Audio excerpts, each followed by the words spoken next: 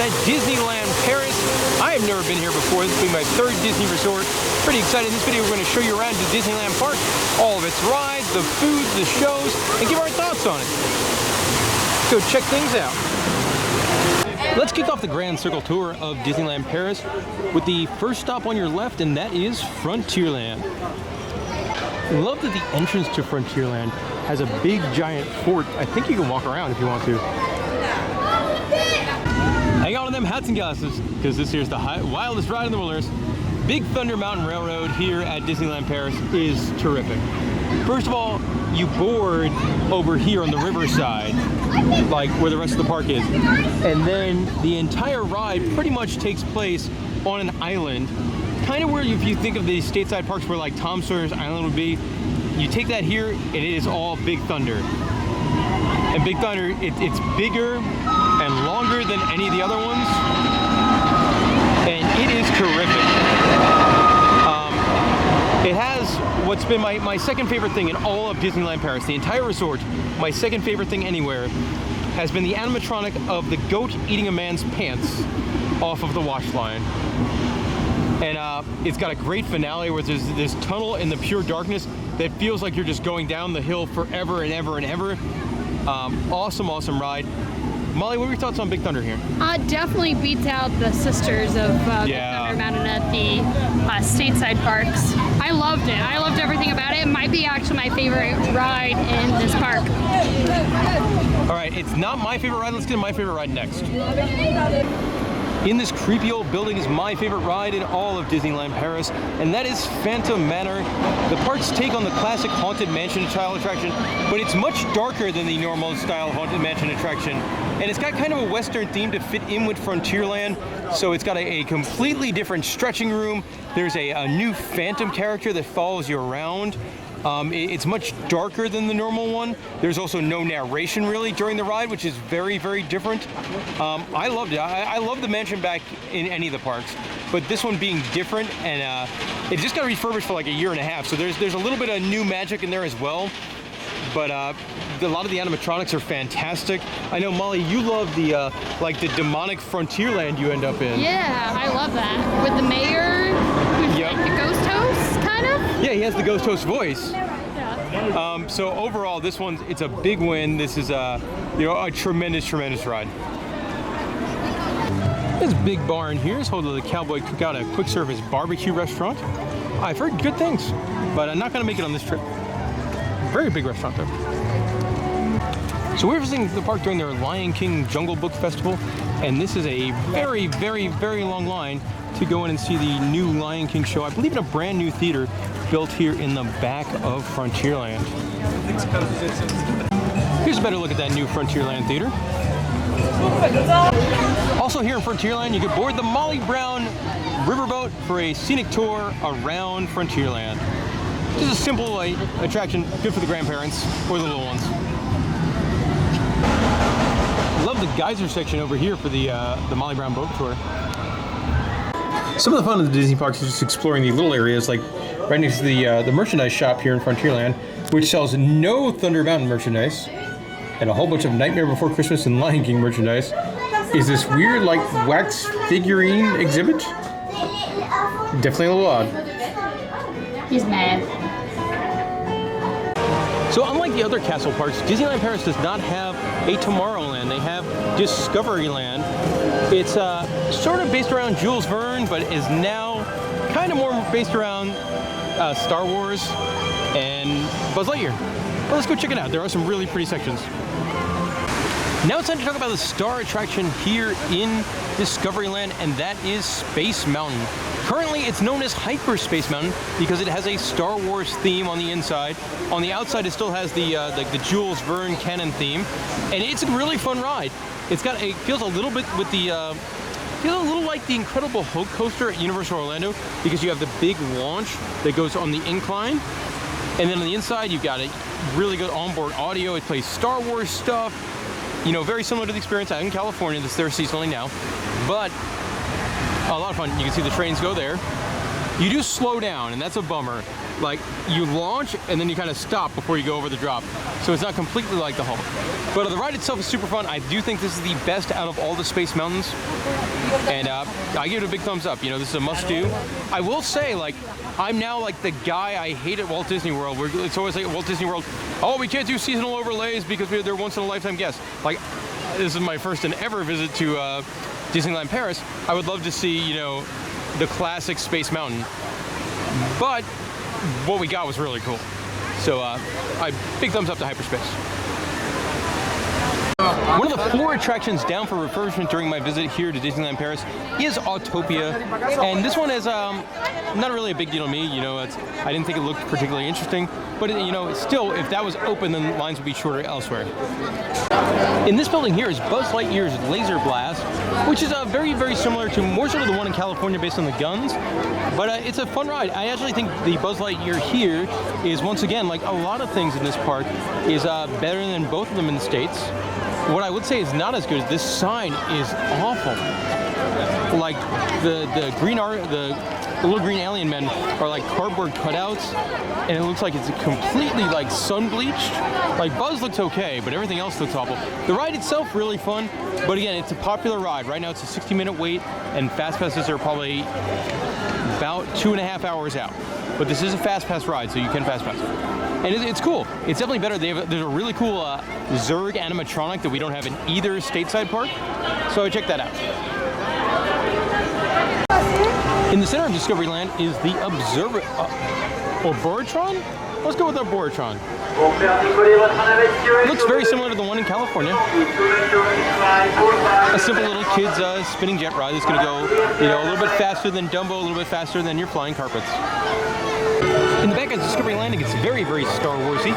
Cool entrance here for Star Tours, which is your motion simulator based on the Star Wars franchise.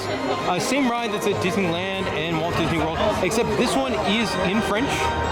And then over here, underneath the X-Wing, is where you can meet Darth Vader. I love having the X-Wing. Like, that's really cool. So cool. So some of the details really cool here in the Star Traders Boutique. Essentially, where Star Tours exit shop. You got the droid, you got the Star Tours ride vehicle, and then over here you got a really cool kind of a fusion effect for like a lightsaber training. It's not really interactive or anything, as far as I can tell, but it is cool. Very large display too. Now, out of everything that's closed here at Disneyland Paris during my visit, the one I'm most disappointed about is Le Mysteries du Nautilus, which is a 20,000 leagues under the sea walkthrough. You enter over here, you walk through the Nautilus. I believe a big squid attacks you at some point. It looks really cool. It's super unique. So I am unfortunately bummed that that's not open. Hopefully, whenever you're coming, it will be open for you. Also, for some reason, in Discoveryland is Mickey's PhilharMagic. Every day running through Fantasyland and Main Street is, of course, the parade. At Disneyland Paris, it's Disney Stars on parade, and it's a pretty good parade. Lots of big, giant floats. You get a really, really great steampunk float with Mickey and the Fab Five, the traditional Disney characters, to start things off. Then there's this wonderful Toy Story unit where they have this giant, I don't know what you call this contraption, but you could see it in like circuses and things like that. And I mean, those people must be 20, 30 feet in the air. So that was really cool. You do have a lot more character stuff. You get a jungle float with Lion King and Jungle Book on it. Peter Pan is another cool float with lots of movement. They do have the same steampunk, maleficent, fire-breathing dragon that they do have at the Magic Kingdom in Florida, which is an awesome float.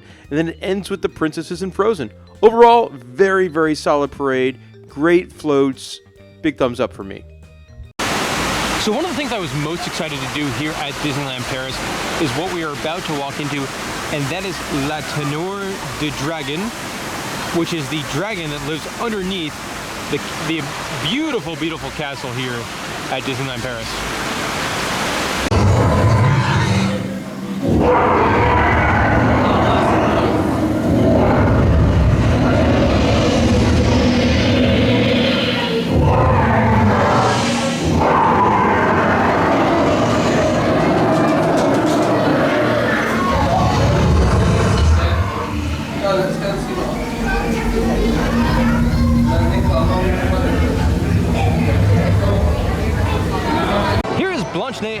7 Ups, I guess.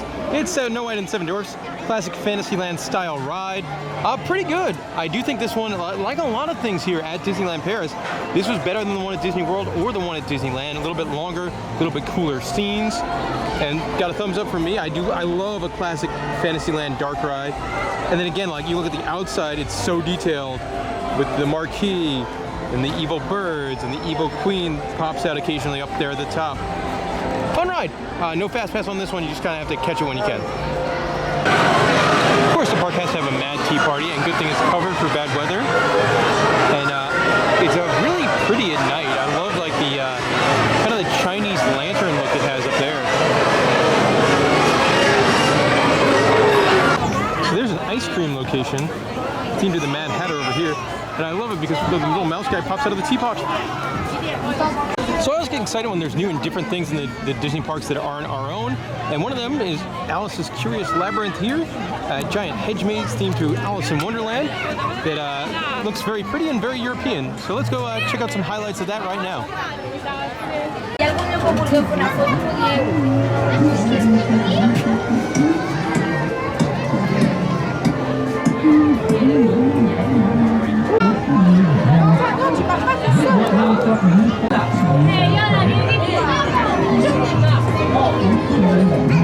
Alors tu arrêtes de pleurer parce que là tout le monde t'entend.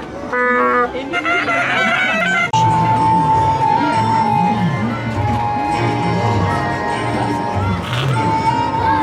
frère est foulé.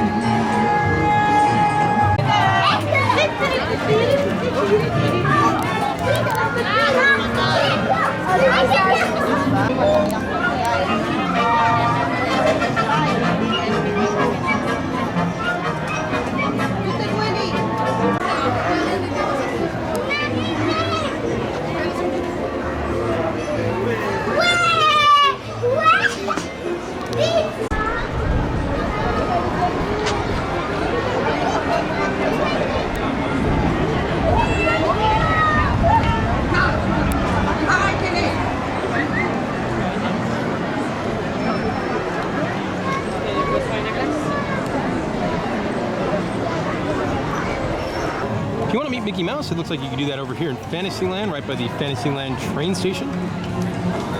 The Voyages of Pinocchio is another Fantasyland style dark ride. Haven't been on this one yet, as it's had a consistently a half an hour to 45-minute wait. Hoping to get on it, but who knows. As a huge dork, I love the control panel for Pinocchio here. It looks like a giant storybook. So I did end up getting on the Pinocchio ride, and it was pretty fun. You know, very traditional Fantasyland style dark ride.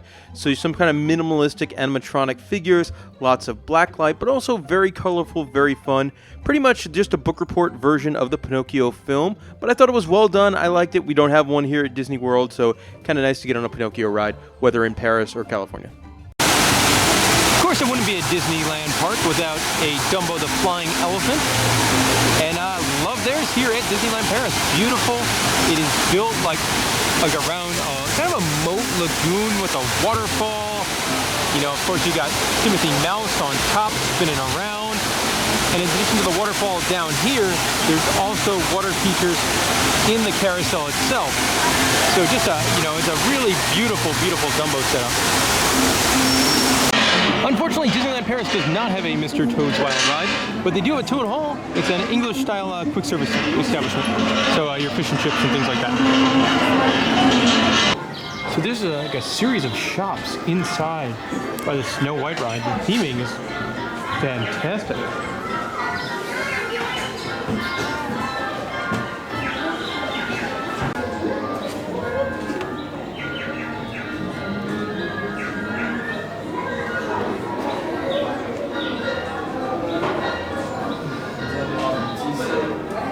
The store also has a really weird selection of plush dolls.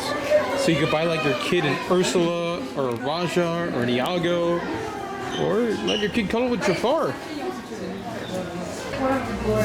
Also enjoyed this merchandise store here in Fantasyland with like Goofy knighted, riding a funky horse. Really cute line of merchandise here that we don't have in the domestic parks. This Clip Me Anywhere kind of stuff. Do you have a favorite, Molly? I mean, I'm always partial to Donald. Donald, I like that he has angry eyes. I think I liked Surprised Winnie the Pooh. Unfortunately, when you're coming to Disneyland Paris, some of the rides might be closed for refurbishment. That's the case here with It's a Small World, the happiest cruise that ever sailed. Did not get to ride it on the trip. Closed for refurbishment. Closed like the day we got here, so that was a bit of a bummer. But I guess if one of the bigger rides has to be closed for our trip, I don't mind it being smaller. I love the fountain out front is awesome. The carousel here at the park is called the Carousel of Lancelot, and it's awesome. Like all these horses are like dressed up in like knighted regalia. It's also interesting that it's not themed to like a Disney character. They even have, look at the chariots too. Like, it's really cool. And stuff on top. It's a very, very neat carousel. And here's a better look at the Sleeping Beauty Castle at the end of Main Street. And guys, it is beautiful. This is out of the 3 castles that I've seen. This is definitely the prettiest of them. I did think it was going to be a little bit taller. I was expecting it to be like the size of Cinderella's castle in Florida. It is definitely shorter than that, but it is bigger than the one out in California. And it's cool. I mean, this does have the famous, this is where you go to see the dragon that exists over there under those awesome cube box tree things that lives underneath the castle. But I love how whimsical it is, and the waterfalls, and the non-straight pathways up. Really, really pretty castle here at Disneyland Paris. In the castle, they also have some sort of a walk-through thing. So the walk-through experience in here, it's not really like moving creatures or maquettes, but they just trying to tell the story of Sleeping Beauty with some tapestries and stained glass. But it's really pretty. I love the giant columns that support the castle. Definitely we're coming up here because it's pretty neat. Fun fact about me, my favorite part of the Sleeping Beauty cartoons are these little guys. It does feature a moving spinning wheel and some flickering candles. More wonderful detail here in the castle. Look at the detail on the columns of like the fairies and the owls.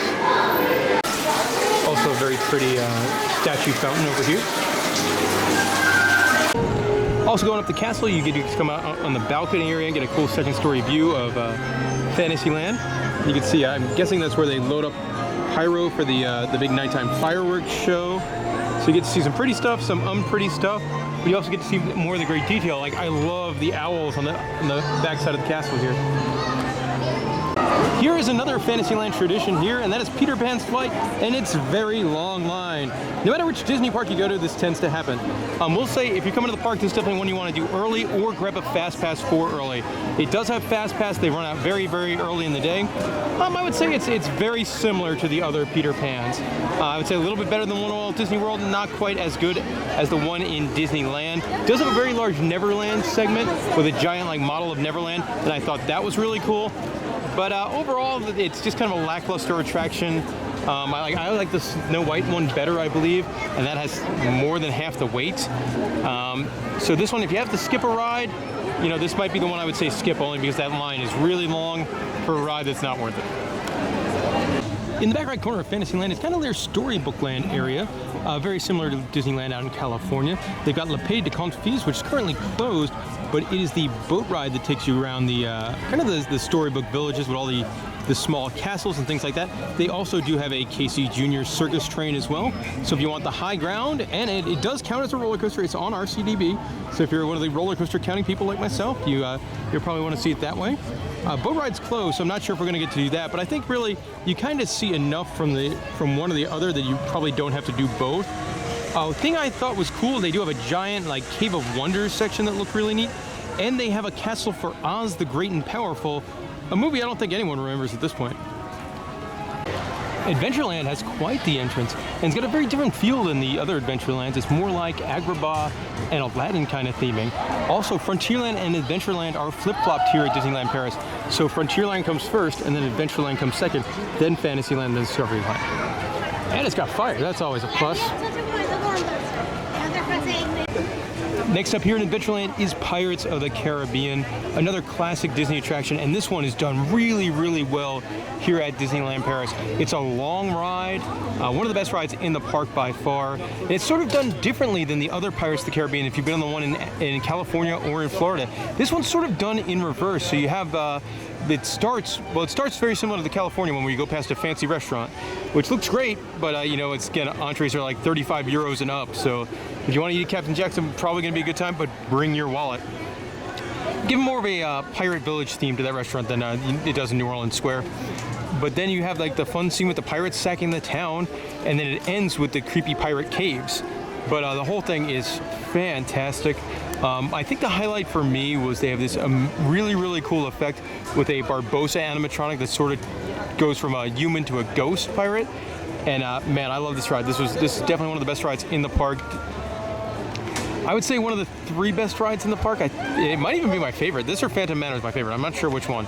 Molly, what do you think of Pirates here in Paris? I really enjoyed it. I love how it's much better than Disney World's. I love the dark caves at the end. Yeah, they're done really. Yeah. All right, that's Pirates. Let's check out the rest of Adventureland. Right nearby Pirates of the Caribbean is Adventure Isle, which is essentially acts as the park's more or less their Tom Sawyer Island, with caves and adventures and a pirate ship to go explore. Let's go see some highlights of that right now.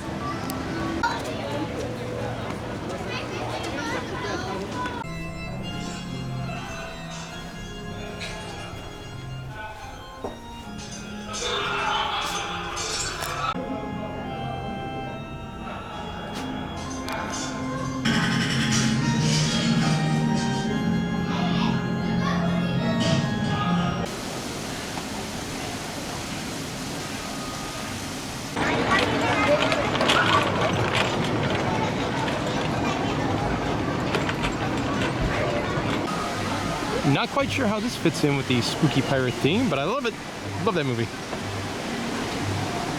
Allez attirer les prédateurs! Ouvrez-moi les fanfarons encerclés par les hyènes! Hyenas? Around here? Quoi? Timon, tout va bien. Sassou, regarde autour de toi. Je ne vois que des amis bienveillants. Vous ne respectez pas le protocole. C'est ton bec qu'on va tremper dans la colle. So way off in the corner of Adventureland, really off on its own, is Indiana Jones and the Temple of Peril, which is a small roller coaster ride. They actually do have some really cool theming around it with like a crumbling temple kind of thing, but that's the only good aspect of the ride. The ride itself is just, honestly, it's like a Jersey Shore or a traveling fair roller coaster, and it's short, it's kind of rough. It's got some cool visuals with the temple and stuff like that, but this is not a very strong ride. One of those rides you ride and you're like, man, I'm kind of surprised this is in a Disney park. Very similar to something like Primeval World at Disney's Animal Kingdom, but a much prettier version of that. The park has a walkthrough attraction themed to Aladdin in the Adventureland chicken. Let's go check that out.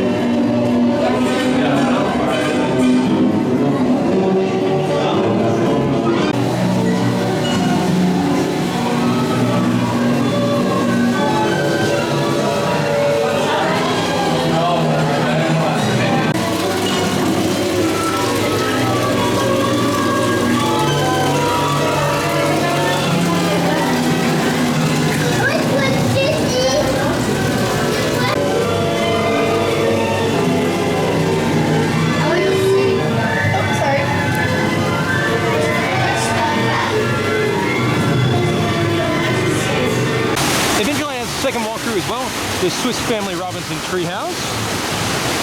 Love the waterfalls. So the park is filled and filled and filled with Lion King merchandise, but I think my favorite one is this like meditating Rafiki plush animal. That's pretty neat. So Disneyland Paris has almost no ride merch, but I did just find a t-shirt for Indiana Jones and the Temple de Peril. Not a me shirt, but good to see finally some ride merch. I found this and I found a Star Tours t-shirt, and that's been it in like either park. Maybe one Terror shirt.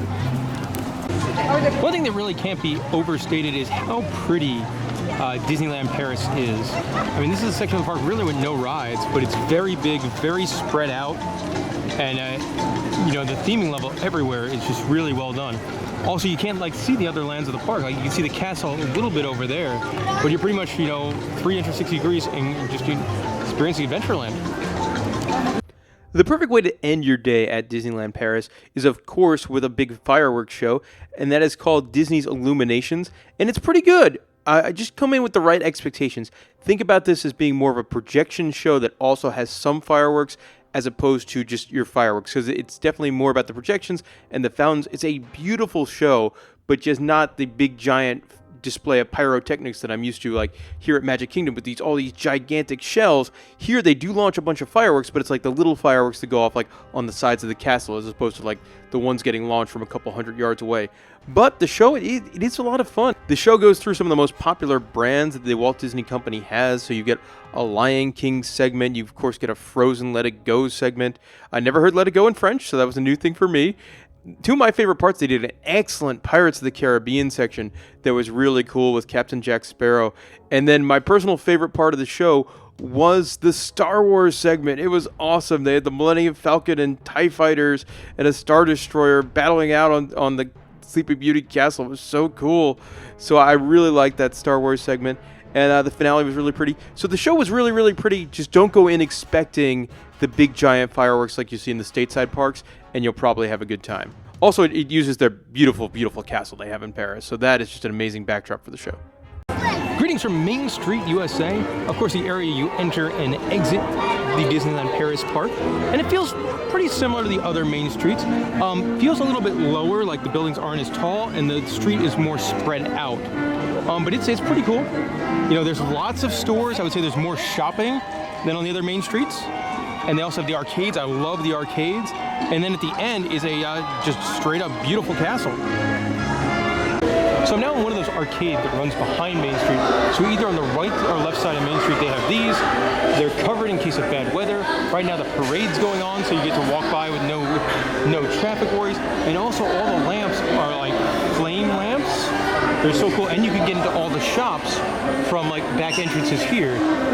Like, I would love it if they built these at Disney World. We could really, really use them. So in one of the arcades on Main Street, there's a Behold Wonder Liberty, and you walk. I didn't even know this was a thing you could walk into until I saw somebody walking out. And there's I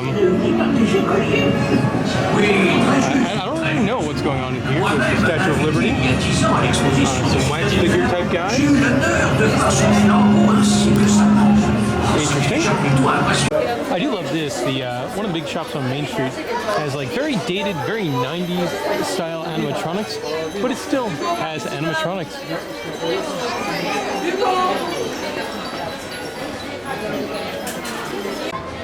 On Main Street is also the Storybook store. And I'm going to take you guys in here because there's something I really enjoy, and that is right here. There's Tigger is taking tickets. And that's cool. Alright, so we're going to show off the food we ate while we're here at Disneyland Paris. And right on the Main Street in the deli area, you got a croque monsieur, which is this super cheesy looking sandwich. This looks good. It's going to run you about 7 or 8 euros. Time for more food. We're here at Casey's Corner on Main Street. But their food is different than our food back at home. It's we got a dog with crunchy onions, like crispy fried onions and cheese. That's gonna run you about $9. And then their beer available. It is Main Street USA after all, so it's Budweiser. You get a can for like 4 euros. So we're gonna grab some food here in Au Chalet de la Marionette in Fantasyland. We got some interesting menu items, and I want to turn the camera over here because I love this statue of Pinocchio holding a coffee and a cake. So the food looks really good for a quick service restaurant. We got the pork shank, which is like this giant piece of pork, and then an apple strudel, and mozzarella sticks. Not a cheap meal. I think we got like 2 drinks and all this stuff. Probably around 20 something euros, 25 euros, somewhere in there. But looks good. Also, I love the section of the dining room we're in, as there's cute pictures of Figaro the cat all over. My favorite one being this one, where he's very happily in his bed. And that will do it for our time at Disneyland Paris. Overall, I really enjoyed the park. It had some ups and downs, but overall, I give it a thumbs up. Starting with the good, the park is beautiful. And it's also very large. It's on a grand scale, so that's really nice. The lands and the theming was just wonderful and fantastic. Absolutely loved the castle. Beautiful. By far the best Disney castle I have seen them do. And then the rides. Their big 4 rides are so good. Thunder Mountain, Phantom Manor, Pirates of the Caribbean, and Space Mountain were all absolutely outstanding. These are just absolutely fantastic. Loved them. Big plus. Can't wait to get on those 4 again. Now, some of the bad, after those big 4 attractions, the park really goes downhill when it comes to, your ride lineups. It needs some new life there, I think. The park kind of felt stuck in the 90s, and they haven't added a major new ride in a long, long time, and it totally feels it. And then certain areas, too, you walk around and you're like, oh, this feels very, very early 90s. And I feel like the park isn't quite as modern as some of the other things that Disney does. Also, it has some Disney problems. If you've been to the parks in the States, this park, it was just like that. It was hot, it was crowded, it was full with crying kids. I mean, I heard more crying kids in my one day at Disneyland Paris than I did in my 3 weeks I spent in Europe. So just something to be used to there. So overall, the park had some ups and some downs. I would say the 2 castle parks in the States are vastly better, but that doesn't mean Disneyland Paris is bad and not worth a stop, especially if you're coming to visit Paris. It's a very, very easy train ride, and it takes you right to the park, so that's wonderful. All right, guys, that'll do it for our time at Disneyland Paris. Thank you for watching this video. If you have any questions or comments, let me know in the comments section below, and thanks for watching.